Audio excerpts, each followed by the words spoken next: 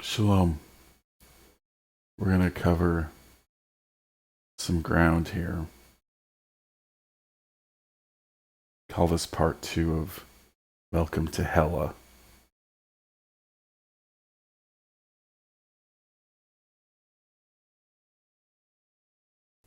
The mystical experience is one of profound paradox. It occurs within the profound depths of interiority, and yet it often has totally life-altering effects. It seems to impart a sense of eternal truth, though what it means is often utterly beyond all articulation in words. It can come all at once without any effort at all, and sometimes only at long last, after years of extreme effort. Mystical experiences often serve as the foundation stones upon which whole empires of religion are built, and yet the same experience remains as remote as ever, locked away in the vault of time, in the inner reality of pure experience beyond language and logic. And yet, there are mystical experiences so decisive for the trajectory of world experience that they deserve the most sustained and profound analysis possible. Paul, the recent convert to the Messianic Jesus movement, seems to have had just such experiences throughout his lifetime. Sometime after his conversion, following a previous mystical experience on the road to Damascus, Paul would enter into an ecstatic state by his own account, in which his Lord, the resurrected Jesus, would give him direction that would alter the course of human history, to go and preach about the messianic and salvific redemption achieved by Jesus the Christ to non-Jews, to spread this otherwise Jewish movement to the wider Gentile world. Paul may have disclosed clues to this world-altering mystical vision some 14 years later while vying for apostolic authority in the community of believers there at Corinth. What he reveals, although elliptically, to be honest, is still shocking.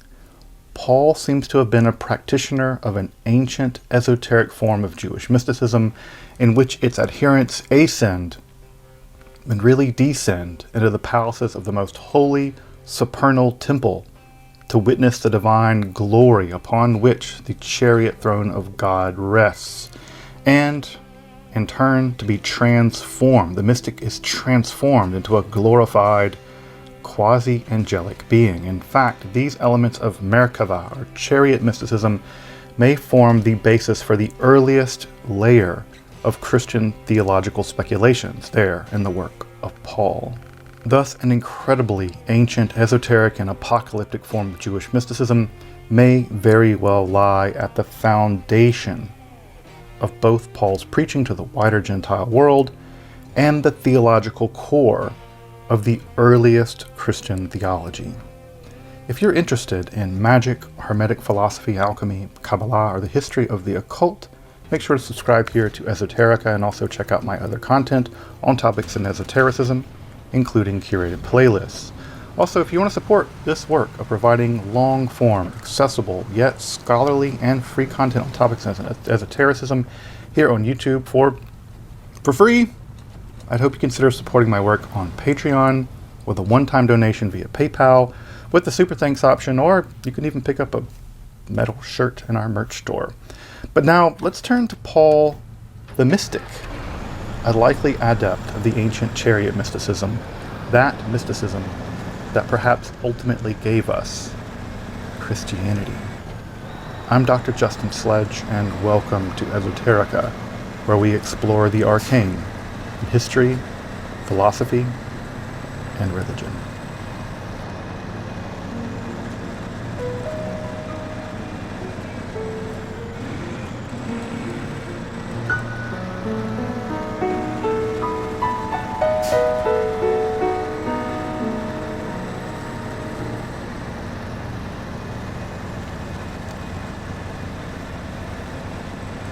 To understand this decisive mystical experience, it's best to start at Corinth in the Peloponnese in the mid-50s of the Common Era and work our way back. Paul himself had founded that community there, and it was the first of its kind in a major metropolitan center, thus raising the stakes for its success and Paul's larger agenda. In fact, Paul had lived in the area for about 18 months, it seems, seeding and preaching the message of the early Jesus movement. However, he had recently left across the Aegean to settle at Ephesus when trouble began to brew there at Corinth. Another educated Jew, it seems, Apollos of Alexandria, subsequently settled in the same area to preach, and afterward there seemed to have followed other apostles, which all taught messages that apparently contradicted that of Paul. Paul did not like this. He saw himself as the legitimate apostolic teacher in the area. In fact, they seemed to impugn the very legitimacy of Paul's entire apostolic legitimacy, perhaps noting the most glaring fact about it and, well, him. Paul never knew Jesus in life. He seems to have written several letters to this fledgling community at Corinth, one of which became 1 Corinthians, others of which are lost, including the famed Letter of Tears, and fragments of others were stitched together to form what we now call 2 Corinthians. And it's at 2 Corinthians 12 that Paul reveals something utterly extraordinary. The mystical vision that may very well have been at the foundation of his very mission to the Gentiles. Again, the context here is that it appears that Paul is in a dispute over his legitimacy as an apostle of Jesus. His major obstacle, of course, being that he didn't know Jesus during Jesus' lifetime. Thus, he never heard the actual teachings of Jesus directly from the horse's mouth or the Messiah's mouth. He didn't receive a formal charge to preach the way that perhaps Peter did, the message of the fledgling Jesus movement, and if we're to trust Paul, he was actively part of an attempt to violently suppress the movement early on, something that earned him the distrust of the early apostles. Thus, Paul is at pains to establish the legitimacy of what he'd been doing for the past 14 years, preaching the salvific gospel of Jesus the Christ, especially to non-Jews. And in order to do so, to establish that very authority, Paul seems to reveal a secret. Something so esoteric that even he conceals his own identity in the first few lines. But to really appreciate it, let's quote the entire section of 2 Corinthians 12, 1 through 12. Paul writes, "It is necessary to boast. Nothing is to be gained by it, but I will go on to visions and revelations of the Lord, optasias kai apocalypsis curio. I know a person in Christ who 14 years ago was caught up to the third heaven, arpegenta heos tritu orio. Whether in the body or not in the body, I don't know. God knows. And I know that such a person, again, whether in the body or out of the body, I don't." Isn't it interesting? I just read Deuteronomy 13 yesterday, how it all comes back to that. Here again, he's having a vision.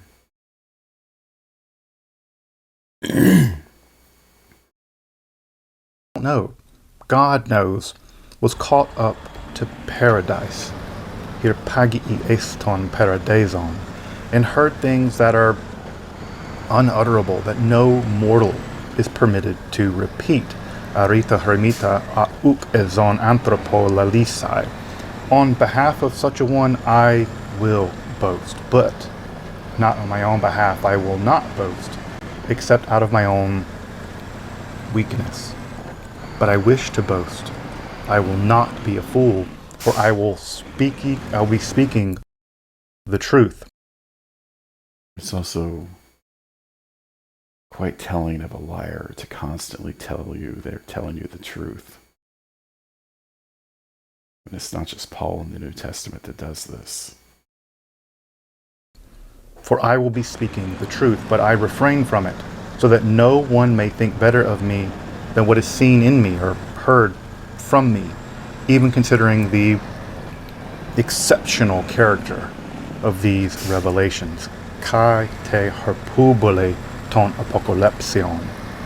Therefore, to keep me from being too elated, a thorn was given me in my flesh an angel of Satan to torment me.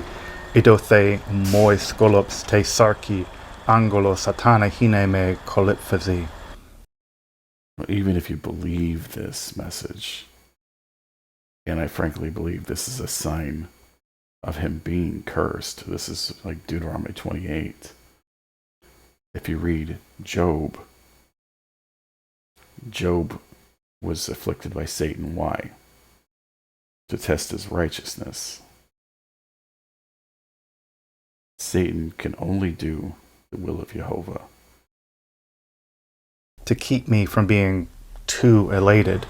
3 times I appealed to the Lord about this, that it might leave me. But he said to me, my grace is sufficient for you. My power is made perfect in weakness. So I will boast all the more, glad of my weaknesses, so that the power of Christ may dwell in me. There I am content with weaknesses, with insults, with hardships, with persecutions and calamities for the sake of Christ. For whenever I am weak, then I am strong. I have been a fool. You forced me to it. Indeed, you should have been the ones commending me.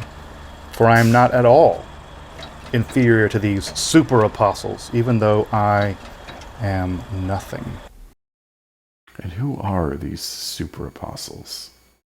He's clearly talking about the men that actually claim to walk with him.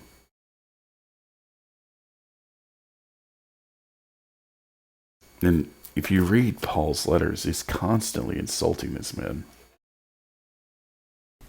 The signs of the true apostle were performed among you with the utmost patience, with signs and wonders and mighty works.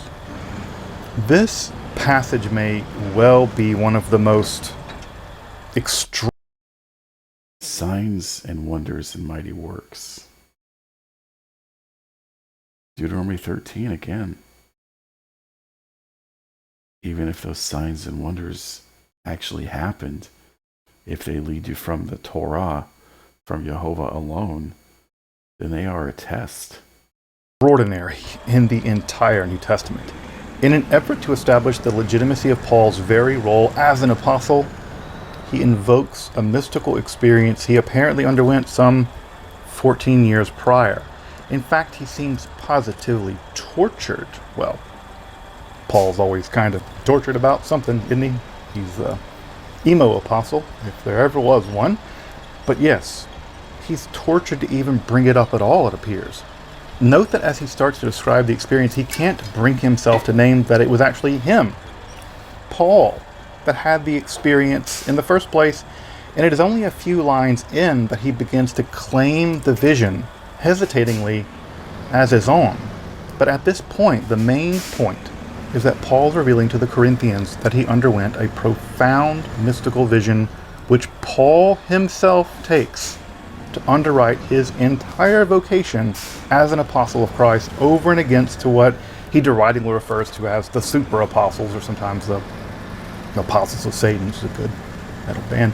But despite the highly elliptical nature of what his mystical disclosure was, what are we to make of this mystical vision? And where do we locate it in Paul's spiritual journey as an apostle of Jesus the Christ? Let's tackle these two questions in turn. Now, you'd think that it would go without saying that if we want to understand Paul's mystical experiences, we might just turn to historical Jewish sources of the time, or, near abouts, considering, Jesus and his followers, including Paul, they were all Jewish, precisely until Paul began his ministry to the Gentiles. And if you thought that, you are already ahead of nearly 1900 years of previous scholarship on these verses. I'm not kidding. So far as I can tell, not a single scholar prior to 1901 even thought to ask the question, and what is probably the single most historically decisive mystical experience ever experienced in some ways, once basically fundamentally misunderstood since it occurred in the 40s of the Common Era. It's only been since the 20th century, really starting in the 1980s, that scholars have reluctantly even begun to put a spotlight on the esoteric and apocalyptic character of Paul's mysticism and how his mysticism was absolutely decisive in his religious trajectory. In fact, centuries of especially Protestant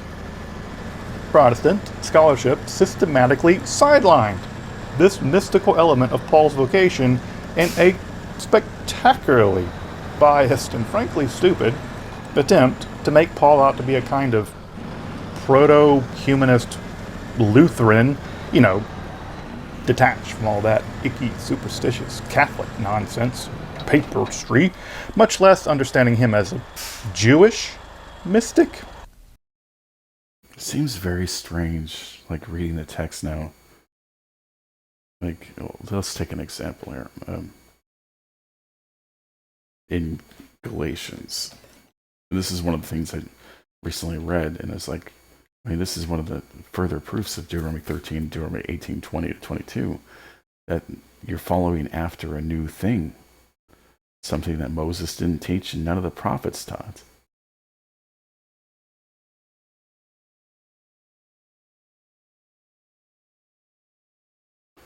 So in Galatians 3, it says in verse 23, now before faith came.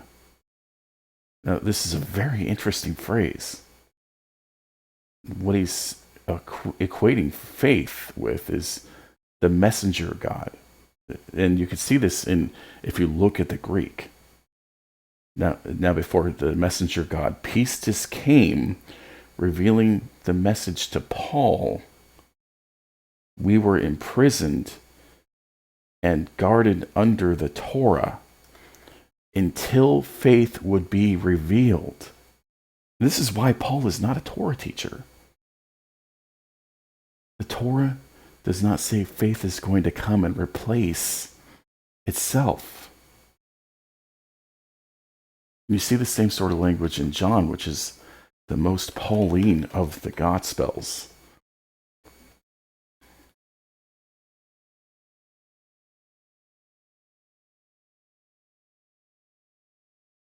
John 10, verse 8, all who came before me are thieves and bandits. Who came before him? Moses, Abraham, and it's interesting in John 8.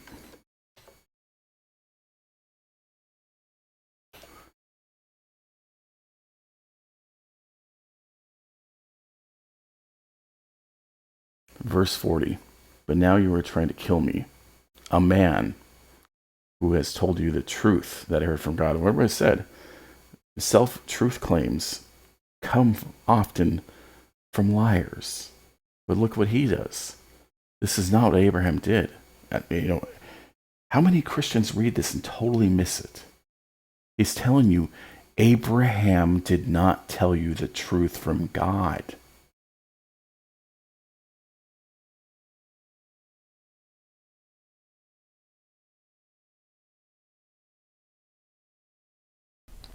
Gott in Himmel, nein.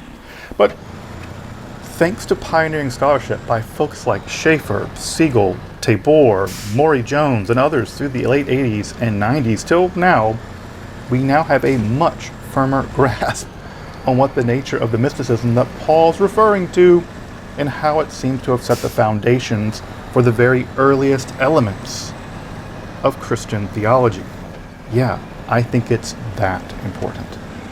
So, what if I told you that a surviving apocalyptic and mystical literature from the centuries around Paul's lifetime actually described people ascending into supernal realms, really descending into them, hearing strange, unutterable words before glimpsing the divine glory and being transformed into quasi-angelic beings?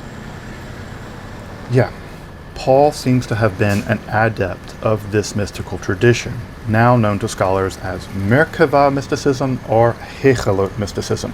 The Merkava being the divine chariot throne upon which the divine glory, or the kavod, rests, and the Hechelot referring to the supernal palaces of the temple-like heavenly realm. Now, to be sure, visionary accounts of the divine realm in Jewish lore occur well before this period in the early apocalyptic literature, especially in the visions of Isaiah and Ezekiel, and to a lesser degree, Daniel. But later literature would greatly expand this genre, including, of course, famously the books of Enoch, which detail positively elaborate journeys through the heavens and hell, the Gehinnom, and the transformation of Enoch into a kind of quasi-angelic being before other, even more radical literature has him being transformed into the hyper-angel. I'm going to go to hyper-angel Metatron, even being referred to in 3 Enoch as Yahweh HaKatan, the lower, or the little Yahweh. So there's that. I've done a whole episode about 3rd Enoch if you want to dive into that wonderfully weird text. However, what isn't clear from these texts of the apocalyptic period is the degree to which they are just narrative, mere narrative, or narrative downstream of phenomenology. That is to say, narratives actually informed by mystical experiences. Now, in my opinion, and you can take it for what it's worth, is that this literature is, in some substantial way, informed by mystical experiences and represents the literary uptake of just those experiences. Even transformation into angels is already something attested in Philo, a Platonic philosopher, something that actually likely happens to Moses in the literature of the time. And there was even a literature recovered at both Qumran and Matsara that includes hymns to be read by people as if they were angels, transformed into angels, surrounding the very chariot throne of God on Shabbat. We have lots of manuscripts of this. It seems to have been popular. So certainly in Paul's day, there was an abundance of mystical ascent literature, and the concept of being transformed into a glorified angel-like being before the chariot throne of God was absolutely in currency. Paul would have known about this literature at least. Further, and even more to the point, rabbinical sources from around the period just after Paul, but again, surely expressing speculation and mystical practices that go back earlier, probably to his lifetime at least, discuss to whom such mystical techniques can be taught, which means they were being taught, and a tale about the perils of the ascent itself. Now, I keep again saying ascent, but the literature actually always refers to it as a descent, typically. The people are referred to as Yordei Merkava, the descenders to the chariot. But in the Mishnah, a compilation of Jewish lore and mostly law, redacted around 200 of the Common Era, records the following prohibition at Chagiga 2:1.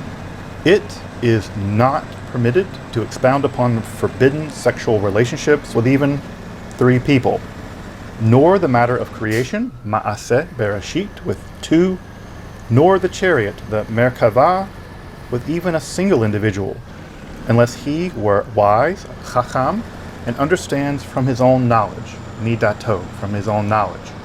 Whoever meditates upon 4 things, it would be fitting if he had never even come into the world. What is above, what is below, what was before, and what will be afterwards. And whoever is not careful about the glory. Isn't it interesting that, as above, so below stuff again? And this is what Paul does to Deuteronomy 30:12-14, which is about the fact that we don't need a teacher from the heavens. We don't need a teacher that crosses the sea. He turns it into ascending and descending, above and below. But inverts it to the fact that we do need someone to help us complete Torah. The kavod of the Creator, it would also be fitting that he should not have ever come into the world. While the Mishnah is, again, rather elliptic here, like most Mishnayot, it's the need for an entire commentary literature that becomes the entirety of the Talmuds, there are 2, it's clearly expressing a prohibition on expounding certain topics to students, with more sensitive topics requiring increasingly and restricting the audience. The matter of creation, or Ma'aseh Bereshit, is probably speculation about the origins of the Olam, the cosmos, something that actually gets speculated on at length in the famed and mysterious Sefer Yetzirah, a text likely composed on the margins of rabbinical circles, kind of para-rabbinic literature.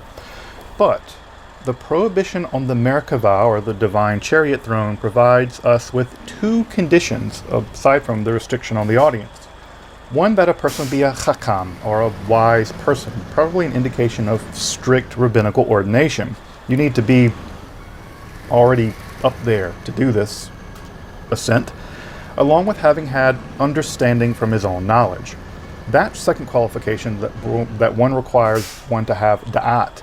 This is a term that at the time, and kind of still today, including in the Dead Sea Scrolls back then, often implies esoteric insider knowledge. Now, this might refer to either first-hand experience of the mystical ascent. You can only talk shop with people that have been on the same mystical journey as you, or at least they have gained some preliminary knowledge from these mystical journeys, which are recorded in the literature that circulated among these groups. We'll come back to that literature in just a moment.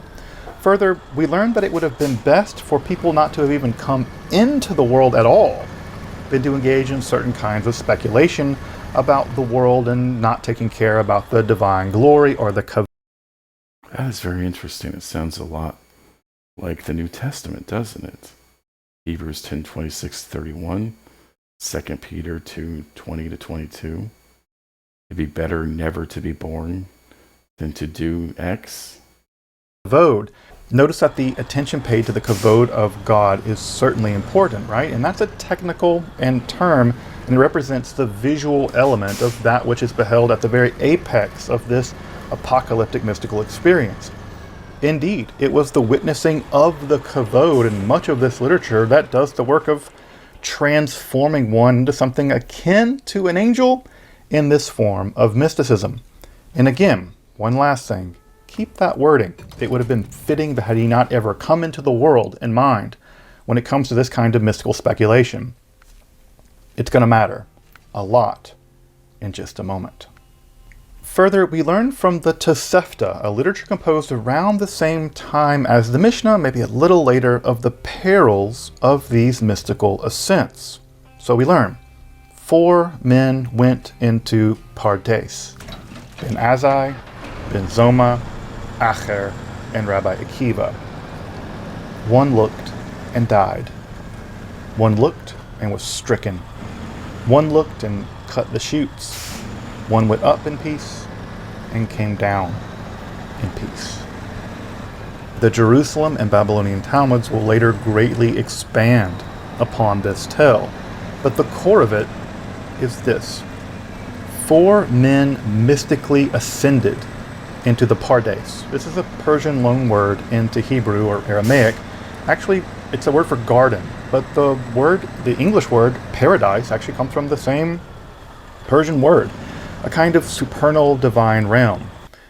There they encounter some. Isn't it interesting? The more you dig into this, the more you see if these ideas are not from the Torah. They're from the Persian exile. They're from the Greek rulers.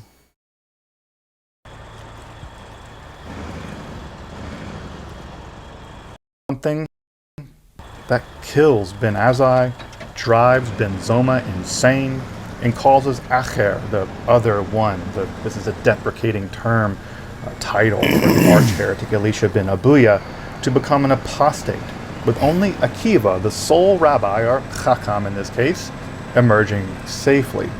Recall the prohibition on not teaching this stuff to non-Chachamim. It looks like Rabbi Akiva took them on a journey they weren't ready for. Again, all of these... Probably similar to Paul and his psychedelic communion, why some of them were falling dead from doing it wrong. These men were real historical personages in the period of what is called the Tanaim, the period of the folks that composed the Mishnah. In other lore, we learn what they encountered that led to their death and insanity was a kind of illusion where the pure marble pavement of heaven perhaps actually composed of Ezekiel's chashmal, can be mistaken for water. Ben Azai and Ben Zoma making precisely the mistake. They mistaked it for water. This killed Ben Azai and it drove Ben Zoma insane. The texts refer to Ben Zoma as being outside for the rest of his life in a kind of detached trance. Elisha ben Ambuya's mistake is even more dangerous. He seemed to have actually escaped the water illusion, and he actually ends up gazing upon the divine throne. He makes it to the final boss. But when he sees there, it drives him to heresy. 1 hour a day, Metatron, the angel Metatron, was allowed to sit upon the divine throne and record the merits of Eretz Israel. Knowing that sitting in the supernal realms wasn't allowed, Elisha concludes there must have been two powers in heaven, a form of heretical Jewish bitheism that inspired absolute dread in the rabbinical imagination. That bitheism might have been at the very core of this whole business with Metatron being Yahweh Hakatan, or the lesser Yahweh, and there is no lesser that Yahweh over in the Gnostic world Torah. of the demiurgic speculations of the time, where you get a kind of dual god, one good and one evil. It might also be at the very core of Pauline theology in the near identity of the divine glory, or kavod, with Jesus the Christ. More on that in a moment. Regardless, that this kind of mystical ascent was being performed by central rabbinical figures such as Akiva, sometime in the early 2nd century, pushes back the profound likelihood that Paul's mystical experience in 2 Corinthians should be located precisely in this esoteric form of Jewish ascent and its speculative literature of the Talmudic period.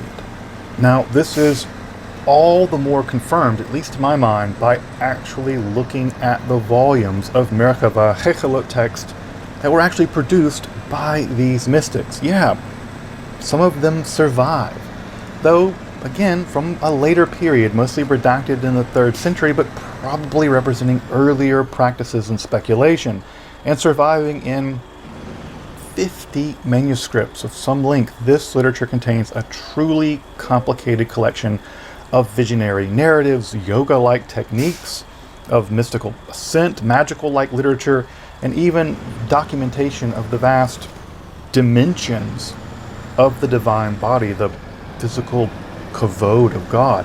In fact, in one of these texts, the ascent narrative of Rabbi Akiva I just described a moment ago is actually found in that text, probably in an older version in the first person, as described by Akiva himself. Though in that text, the other 4 ascenders, descenders, they go unnamed. Again, this may be testimony that despite the later redaction of these texts, these do preserve material from a much, much older period. Now, I've done a whole episode on the Merkava Hechelot literature pretty early on in the channel's history. Kind of want to go back and redo some of those early episodes, but if you want to check it out for a basic introduction to that literature, you may want to check it out there. But suffice to say, this literature only really truly appeared and was appreciated in the 20th century by scholars, with the first critical edition only appearing in the 1980s, and I think it substantially aids in clarifying Paul's 2 Corinthian vision and maybe Paul's entire mystical theology. Let's see how. Paul describes being taken up into paradise, or the 3rd heaven. Paradise, or the Pardes, we've just seen in the Tosefta narrative about the 4 descenders. The 3rd heaven here is interesting, given that most of the later Merkava texts tend to speak of an inwardly nested 7-tier heaven. You can think of the Hechelot as kind of like a Russian doll made of heaven.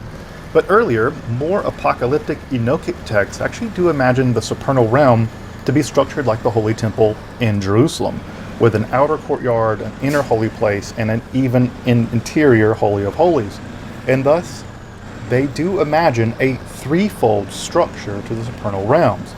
I wouldn't be surprised if Paul, given that he lived during the days of the temple and employed an earlier structure of the heavens in the later Merkava text, thus his paradise, or Pardes, in the 3rd heaven, would have been the apex of the ascent into the heavenly Holy of Holies, where the kavod, or glory of God, is said to have dwelled upon the chariot throne. that he can't tell whether he was taken up physically or spiritually is also keen. The Merkava ascenders seem to always describe their ascent and movement through the divine palaces as if they were physically there, that they could be physically killed, they could be physically incinerated, literally walking around and seeing things just like I'm seeing a camera. That Paul can't decide seems to perfectly match the phenomenological reports left by other descenders. They also probably couldn't tell whether they were there physically or otherwise. Further, that Paul also heard unutterable things is also matched in the literature, especially in a text referred to as Hechelot Zutarti, where the ascent is coupled with hearing angelic and divine voices, Bat Kol perhaps, uttering strange names of God in long strings of Hebrew Aramaic. These strange names are nomina barbara, fill the Hechelot literature, and scholars to this day, we still have no idea what these long strings of Aramaic or Hebrew words are meant to be at all, perhaps the language of the angels. Paul also seems to have imagined himself as being somehow split during the ascent, but while his lower earthly Paul self can't boast, his higher Paul self, perhaps the transformed self or the ascent self, can. This transformation of the self into a higher angelic-like form is frankly part and parcel of the Hechelot literature. In fact, it appears to me proximity through trust, or pistis, sometimes rendered as faith in the New Testament, to Christ that initiates the regeneration of the self into a glorified state is directly from this literature. Isn't that interesting? That's what Father just revealed to me through, this is a new revelation. The pistis has come. The Greek messenger God is Yesu. It seems that identity with this Christ as kavod, as the divine glory, is the ultimate goal of this very early stratum of Pauline theology. In fact, I'd argue, Paul's vision of Jesus as the divine kavod, which is transforming or glorifying believers, even as he writes, into angelic-like beings already in this life, is a remarkable reflection of themes precisely from Hechelot literature. Further, it seems that what Paul has in mind is a kind of democratization of this transformatory power. In the rabbinical version, only the elites, the chachamim, the rabbis, can make this journey. Other folks don't fare so well.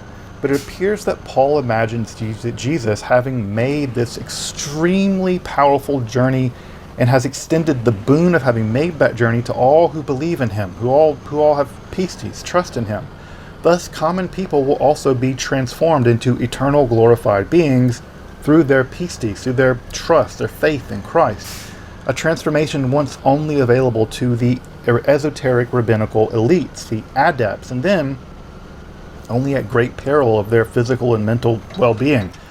Though, as for Paul's boasting, Rabbi Ishmael famously warns against boasting as well, about this mystical ascent and what you gain from it. This prohibition is about discussing the ascent, much less about boasting about it, seems to be at the very heart of Paul's reticence to discuss it at all. Oh yeah, speaking of that peril, the Hechelot literature is filled to the brim with tales of the extreme danger one faces in the mystical ascent, from absolutely Mortal Kombat level gruesome death and insanity-inducing illusions like the water illusion that I mentioned earlier, to the non-stop barrage of fierce angelic guardians that gladly massacre the unworthy. Such angels can only be bypassed with special symbols and magical code words, which only the most experienced ascenders even had access to at all. Among the most furious of the angelic defenders were the Malachi HaChabbalah, Kabbalah, not Kabbalah. These are the angels of destruction who threaten to variously incinerate the ascenders, or my favorite image, to husk them like sheaves of grain. I suspect that the angel of Satan that Paul refers to may very well have been one of these fierce defending angels, these Malachi HaChabbalah of the divine palaces, who in fact afflicted him with the thorn in his flesh. These are not the kind gentle angels you normally think of. And remember the similar language of the four ascenders from the Tosefta. we remember that Ben Zoma chetzitz v'nifga, that Ben Zoma gazed and was. The more I hear him talk about what happened with these early Jews and what you read about Paul, the more I think Paul had a bad trip, and that was what made him blind. Struck. We can have the meaning of physically struck, but it can also mean, paga can also mean to be struck mentally or to go insane. That's precisely what we learn about Ben Zoma in later literature.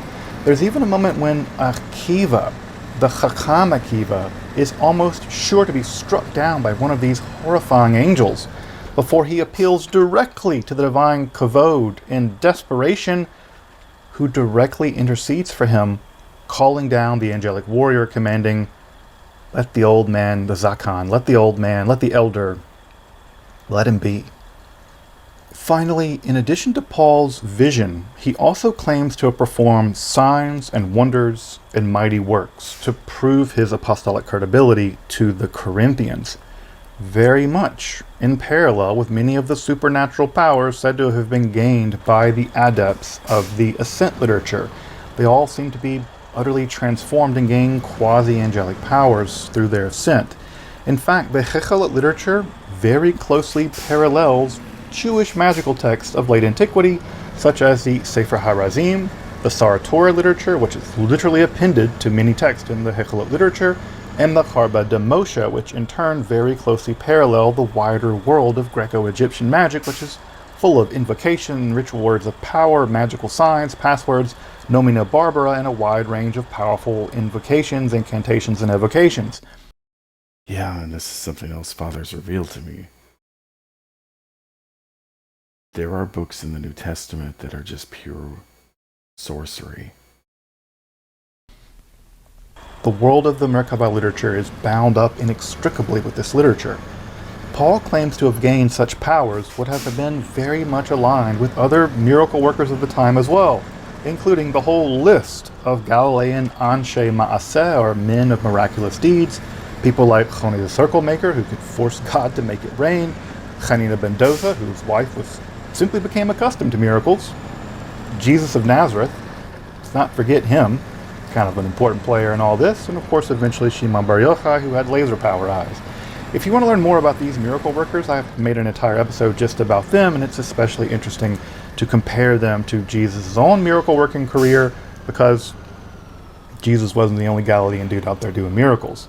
Thus, even Paul's claim to have performed such apparently magical feats are also bound up with the literature of Jewish esoteric mystical ascent, and the magical literature often, frankly, very proximate to it. Thus, given what we know now, I think at least part of the mystery of Paul's 2 Corinthian mystical vision can finally be solved. He was very likely part of this cadre of Jewish mystics engaged in ascents into the divine palaces, or the Chechalot, bypassing powerful angelic guardians, one of which Paul might not have bypassed very well, to gain witness to the divine glory or kavod sitting upon the chariot throne or the Merkavah, in the hopes of being transformed into one of these angelic-like beings, either temporarily in the vision trance state or through some further pneumatic transformation, more esoteric still. Further, the metaphysical transformation of the ascender was also tied by Paul, both the exalted state of Jesus the Christ as the divine kavod or glory, but he also seems to have thought of Jesus' specific ascent as the ascent to end all ascents, the precursor for a final transformation of all believers into an eternal, glorified state. Thus, these early and yet major elements of Christian theology and soteriology are directly tied to Paul's earlier career as a Merkabah mystic. On the one hand, this should be utterly shocking, but on the other hand, what else should we expect than Paul's theology, Christology, and soteriology to be informed by the actual historical Jewish speculations and mystical practices of his day? Of course, Paul's genius was to repackaged them around his own mystical revelation of the messianic and salvific power of Jesus the Christ. But the fundamental elements from which he would forge Christianity, he seems to have found in the mystical ascent speculation and practices of late Second Temple period Judaism. Though, to be sure, this was only the Jewish form of mystical ascent. Other forms existed as well. This was very popular, most famously perhaps in the Hermetic literature and in the early versions of the books of You. This is the "but wait, there's more" moment. I think all of this goes even deeper, that the vision recounted by Paul in 2 Corinthians might have been even more profoundly decisive in world history than we've already detailed. Recall the when, the why, and the to whom that this recounting of the mystical experience is happening at all. It occurred 14 years prior. He's recounting it to reinforce the legitimacy of his apostolic role, especially among the Corinthians, specifically, but also as a true representative of the Jesus movement more generally. And the to whom. I don't think it's Jews over there in Corinth, but to Gentile believers. Of course, reconstructing Paul's life and his movement around the Mediterranean basin is notoriously difficult, but I think something very important is happening here. If we rewind 14 years from 2 Corinthians, I have a sense of very well where we might end up. We might end up with Paul in Jerusalem, right around the time of another mystical vision, maybe the same one he had in which Jesus first sent him to be an apostle among the Gentiles. Recall that in 2 Corinthians, Paul describes this vision right after describing his escape early on, right after his conversion from Damascus. A potentially reconstructed timeline would have Paul on the Damascus road to conversion several years, 5 or 6 years after the execution of Jesus, spending some amount of time in Damascus and Arabia, whatever that means, before making his way to Jerusalem for the first time to meet with and probably learn from members of the Jesus movement. Remember, he never met Jesus. And apparently to preach the truth of it to the Jews there. Paul probably being, frankly, the most learned convert that the movement had gotten up to that point.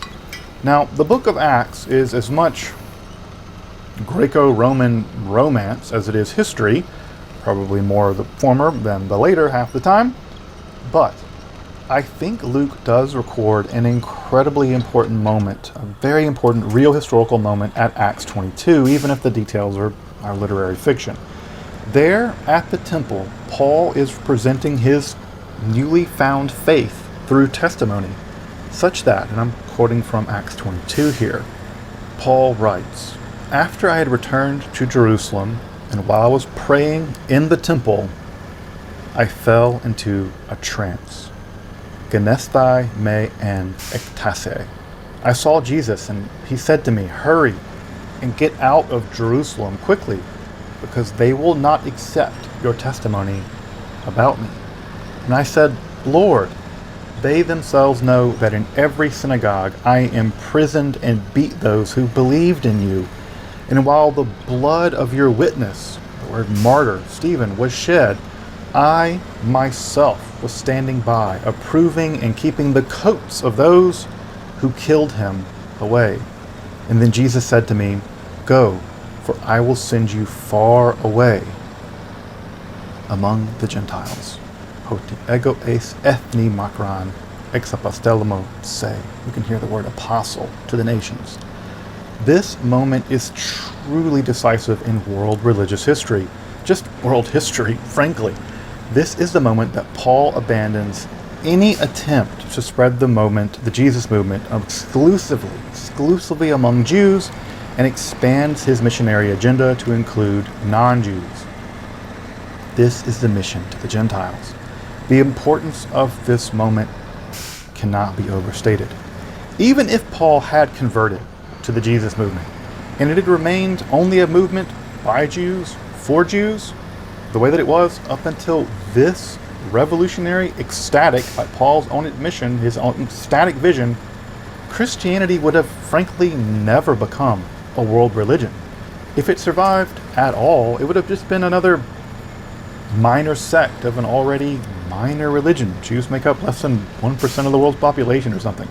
But this mystical vision in which Jesus commands Paul to go among the Gentiles would truly transform world history. You can also see why I just can't hide my frustration and contempt for that long history of scholars that have attempted to sideline the importance of Paul's mystical experiences. It's a positively decisive linchpin in this story. But if this analysis holds, and I think that it might, I think that it does, and it's surely worth contemplating even if you don't think it doesn't, the vision expounded in 2 Corinthians and the Jerusalem vision to go among the Gentiles may very well be the same vision. Now, Acts is notoriously unreliable as history, but I think that it does capture something of real history here. Why? Because of how the Jewish crowd, the Pharisees at the temple, react. They shout something to the effect of, "Remove this person from the world, for it's not fitting for him to live." Now recall that line. That line's interesting. Think back to the Mishnah, one of our earliest non-Paul, Paul's our earliest, but our non-Paul statements about Jewish mysticism, the Merkava mysticism. Whoever meditates upon four things, it will be fitting had he not come into the world. What is above, what is below, what was before, and what will come afterwards. And whoever is not careful about the kavod of the Creator. Remember, Paul unites the kavod of Jesus with God. It would be fitting had he never come into the world. That line, that it would be fitting that he had never come into the world, it really stands out to me as a unique intersection between Paul's mystical vision, his early theology, and the language of condemnation found in the Mishnah for precisely Merkava-like speculations, especially heresies around the misuse of the kavod. It's also something that the Gentile writer Luke, he wouldn't have known the first thing about unless this whole episode was recounted to him by a Jewish person, specifically a Jewish mystic for whom such an insult was perhaps especially painful. Of course, also this is all happening at the temple. That's incredibly important. The Pardes that Paul was caught up to in the third heaven, that was the Holy of Holies in the celestial temple where perhaps he encountered Christ as the divine kavod. The parallelism, a classic trope of Hebrew literature, is just striking. In fact, this whole section has hardcore Isaiah 6 vibes, where Paul is actually being sent to the Gentiles to purify them, as opposed to Isaiah's mission to his corrupt Israelite brethren. Finally, that Paul would invoke a mystical vision he had in Jerusalem about Jesus as the divine kavod, sending him among the Gentiles, would be the absolute nuclear option to prove the legitimacy of his apostolic vocation among the Corinthians and the wider world. It's literally his divinely mandated vocation in life. So, take that, super apostles. Thus, if all this holds, even a bit, we must come to a truly startling conclusion. A form of ancient Jewish ascent mysticism was responsible for Paul's mission to the Gentiles and underwrote the earliest elements of Christian theology, Christology, and soteriology, his theory of salvation. If true, I think it is, this should represent a tectonic shift in our understanding of early Christianity, including a real profound rethinking of the relationship between Paul and Jesus. That it was the Merkava mystic, Paul, that took the life and teachings of a executed apocalyptic preacher, even the concept of the Messiah itself, and radically transformed them into a true world religion, eventually. In the same way that previous generations of Paul scholars have actually tried to downplay Paul's chops as a real mystic to make him, humanist Lutheran or something, something's actually similarly happened in esoteric circles I've noticed, which I think is really unfortunate. While Jesus is praised as the adept to end all adepts, all the terrible, terrible things that are true of Christianity are just placed at the feet of Paul. This is equally misguided. I would argue just the opposite is probably the case. Jesus was an apocalyptic preacher, first and foremost, but it was Paul that was a mystic, first and foremost. And indeed, we see that very truth in the writings, in his writings and the writings about him in the New Testament. And those writings that contain these mystical experiences are now backed by actual mystical Jewish texts from the Second Temple period and the late classical world. Paul was a mystic, and it appears that his very Jewish Merkava Chechelot mysticism, it changed the world forever. Now, of course, this isn't a theory I've just come up with on my own, far from it. There has been a mountain of extremely important scholarship since the studies on the Chechelot mysticism in early Christianity began to appear really in earnest in the 1980s and the 1990s following the publication of the critical edition of the Chechelot Merkava text. At this point, there is an amazing amount of literature on the topic, including extraordinarily specialized monographs by Siegel and Schaeffer and Tabor, Maury Jones, Arbel, De Vella, who's translated all of, or at least a major text of the Merkava tradition in English, along with many, many others. I'm going to put a list of scholars and volumes that I think you might want to start with in the description if you want to pursue this line of thinking for yourself. Not that you should accept what I'm saying, just consider it.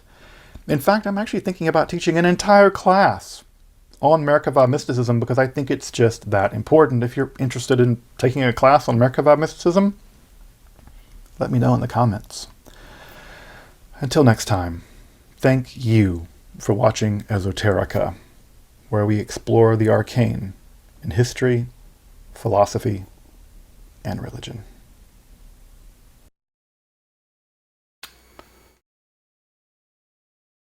So those of you that aren't watching the screen, I pulled up an article on why the early Christians, converts,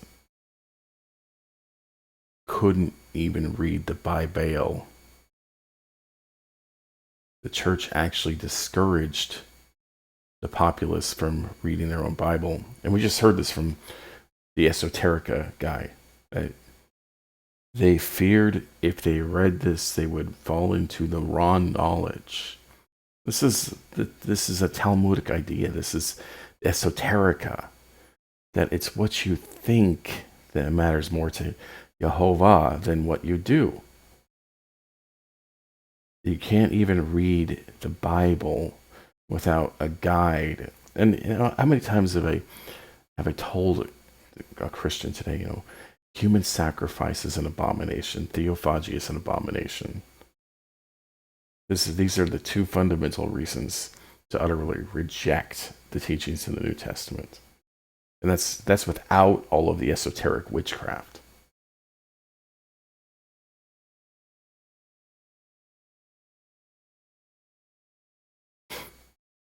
Then they intensified this through the Middle Ages. They would actually do the same thing the Talmudists say. If you study Torah and you're not a Jew, they would kill you. They would burn you alive. And look, let's see how good Father is. A different model already existed in Judaism, dating back to the Exodus. Moses ordained public readings of the Torah. Yes, but he also says you should study it daily, and so does the prophet like Moses, Joshua.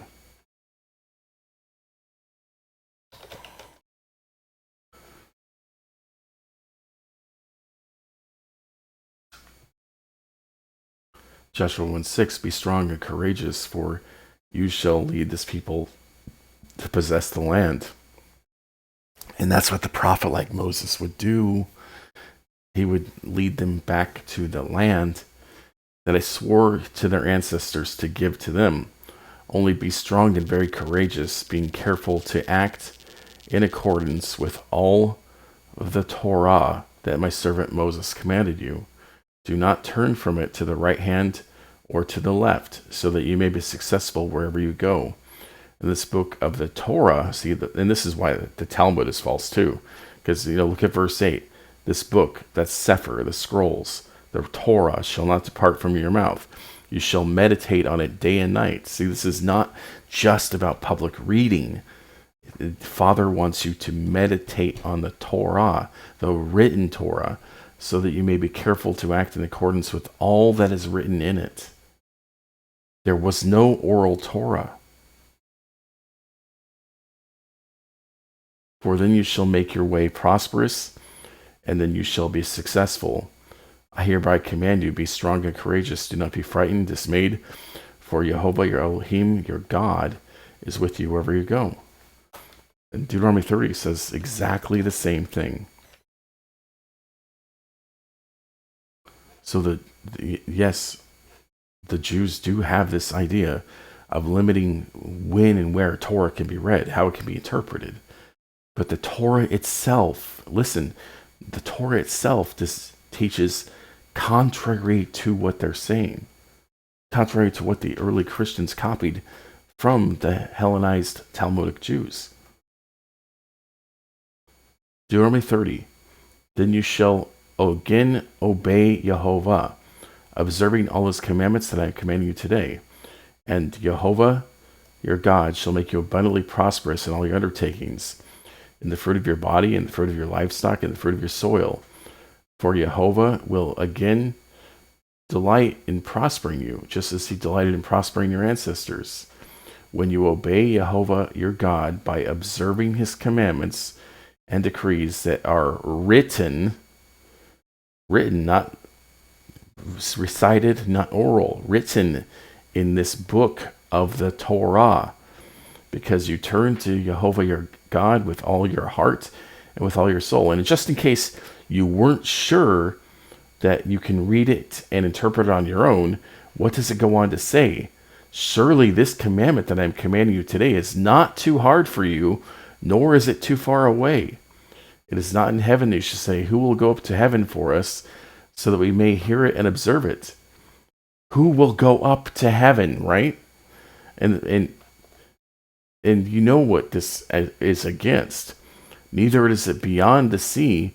They should say, who will cross the other side of the sea for us and get it for us, that we may hear it and observe it? No, the word is very near to you. It is in your mouth and in your heart for you to observe. See, I have set before you today life and prosperity, death and adversity. If you obey the commandments of Jehovah your God that I command today, by loving Jehovah your God, walking in his ways, observing his commandments, decrees, and ordinances, then you shall live. Obedience is not unto death, like Paul claims. That's a Platonic idea. And this is why also the early church took the idea of Hellenists, Greeks, and said that the earth is like hell. And like Paul says, the Torah is a shadow of the truth, but now the truth is revealed through Christos. And here you have Messianics reading this and trying to defend performing a shadow play on the wall. It's clear, if you take the Greek philosophy out of the New Testament, there is no New Testament. It's riddled with Platonism.